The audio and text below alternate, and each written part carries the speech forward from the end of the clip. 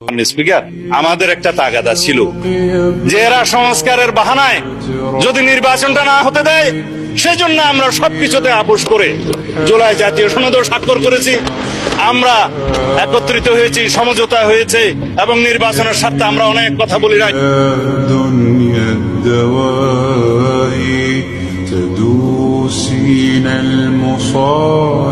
আপনাদের সকলকে অনুরোধ করব যে ধানের শীষে যেমন সিলটা দিবেন 12 তারিখে, একই সাথে আপনাকে যে দ্বিতীয় ব্যালট পেপারটি দিবে হ্যাঁ এবং না, সেখানে হায়ের পক্ষে দয়া করে আপনারা রায় দিবেন।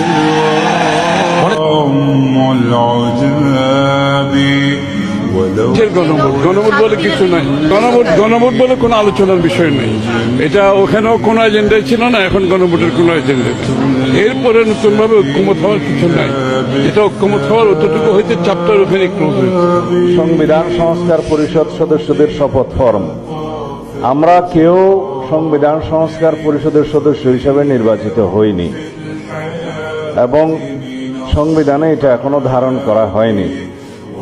গণভোটের রায় অনুযায়ী সংবিধান সংস্কার পরিষদ গঠিত হলে সেটা সংবিধানে আগে ধারণ করতে হবে।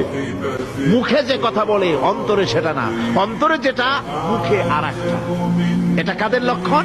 মুনাফিকদের। কোরআনে কারীমে রব্বুল আলামিন বলেন, ইয়াকুলুনা বিআলসিনাতিহিম মা লাইসা ফি কুলুবিহিম, তারা সেই কথাই মুখ দিয়ে উচ্চারণ করে যে কথা তাদের মনের ভিতরে নাই। মনে একটা, মুখে একটা। এটাই হলো মুনাফিকদের চরিত্র।